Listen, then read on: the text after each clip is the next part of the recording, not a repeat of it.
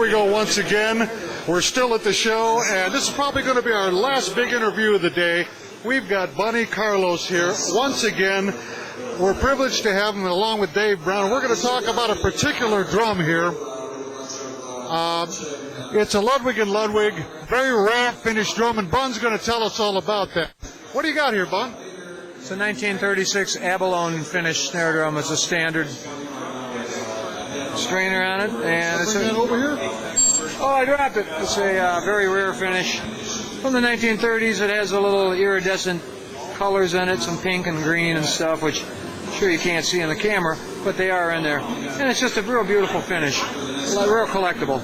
Now, you're selling this today, or? It's for sale. Uh-huh. It's probably frozen. Yeah, it's for sale. Now, how long have you had this? How did you come I've had this drum since 2002. Yeah, you know how he knows that? It says right inside. By the air hole. There you go.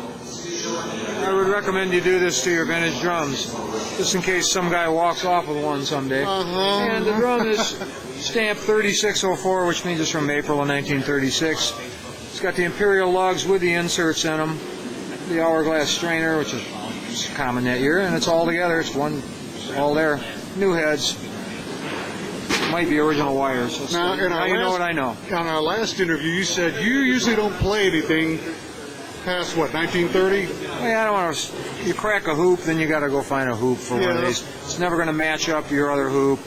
And it's just a big pain when you start breaking stuff, you know, so you got to be aware of that. So what other acquisitions have you come across lately? Now, Dave was showing us his fantastic finds for the year, but along with Mike Corrado, but have you come across any really blockbuster things for this year, or have you been too busy with your new venture with tinted windows? I got a couple drum sets recently, a Citrus Mod kit with a 24-inch bass drum, and a 12, 13, 16-inch side toms, and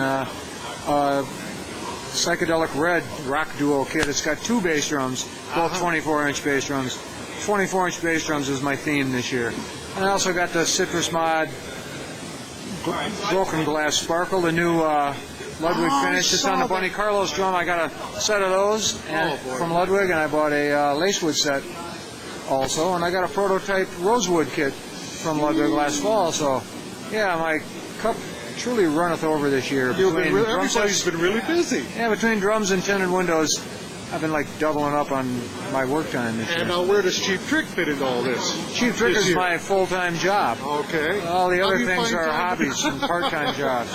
Now here's something somebody asked me. We were watching YouTube videos of tinted windows. Yeah. And there you were playing as a lefty.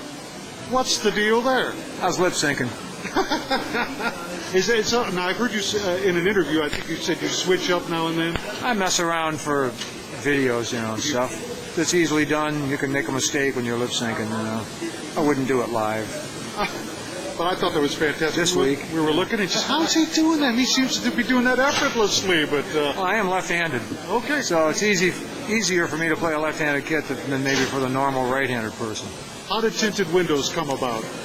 Adam met Taylor, and they wrote a tune together, and Adam and James worked together, and we'll have a studio, and Cheap Tricks worked with Adam and James, and I remember Rick met Taylor when when his daughter took him to a show. I mean, we've all the bands play the same kind of music, rockin' stuff, you know, with guitars and good singing and rockin' drums and stuff, good songwriters. All the musicians and players and singers and tinted windows all come from good bands, so that's one thing we have in common is our love of good pop music and good rock music. So it really feels good to be playing with these other guys. It's fun to do, you know. It's a lot of fun. All songs are all shorter and faster than some other projects I may do for other people or something. And, I did a project this year. The bass player from Wilco's on it, and it's Nick Tremulous is singing in Chicago, and that's called The Vandalettes. And I cut a tune last week with Jack Blades from Night Ranger and Tommy Shaw from Styx, and Elton John song for a record they're doing. And Tinted Windows is really much more occupying much more time than that. But it's, we like to keep busy and have fun doing stuff. And someone sends you a CD full of like great songs, you're nuts if you don't go, yeah, okay, I'll play on that. I'll do that. You got a lot of energy, man. Kind of stuff. To be involved in so many things. Well, it's fun to do, And you just, I could sit around and watch TV, or I could go do that. To tell you the truth, I was wondering if you were going to be here this year. you know, because when I saw the tinted windows thing surface, knowing that you're still handling Cheap Trick and still involved with all the collecting, just I wasn't sure if you were going to be here, but I was really pleased to see that you made it. And this drum's pretty fantastic. Bunny Carlos, Dave Brown's in on this once again. Dave, Man, we were talking about something before that he doesn't know about. I don't have to put this in if you don't want to, but how is he involved in this? Whatever we were talking about before with the Ludwigs. Didn't Bunny have something to do with that? No, the only thing that I know was with the Triumphals that Bunny got the first one off the production line from Adrian, which was 1910. Bun, was that the number? Bunny got Triumphals, yes. Yeah, Bunny got 1910. I'm not sure who got 1911. John Bennett. Mike got 1912, and I got 1913. Amazing. Now, if they stop these, right? You guys are going to be sitting pretty with these very rare drums because you're going to be, they're putting your names on them, right? They've made Triumphals with other years on them. They made them with, I know they've made 64 and 84, and there's other years like that. You know, there's some of the years in the 50s I know have been ordered when you could specify a number. At one point you could order and specify a number, and so people have ordered. They haven't just sold 4 of these. They've been selling them. I don't think the run is sold out, but there's a lot of the years are gone that are favorite years for people that are buying them. You know, if someone's born in 1947 and they want to get a Triumphal, that's the year they probably want, you know, or they want 1965, the first band they saw or something. So that's a lot of people are buying them for a favorite year. And of course, Dave is an uber collector like Mike Curato and some of us other guys, and he wants the lowest number you can get. You want the most original, the best of the best, and all that. So yeah, but they're going to be rare just by the fact that they're so dang expensive, and it takes about 3 ounces of gold, you know, to make one of these things.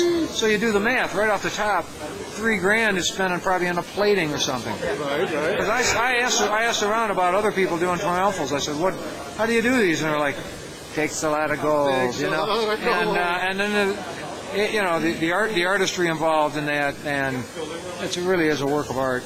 It adds a certain intrinsic value to the drum, and that's not going to go away. So if you're going to spend 6 or 8 or 10 grand on a drum, and you want to sell it 2 years from now, it's nice that the drum's still kind of worth what you paid for it, maybe. You know, so that's the kind of drum you want.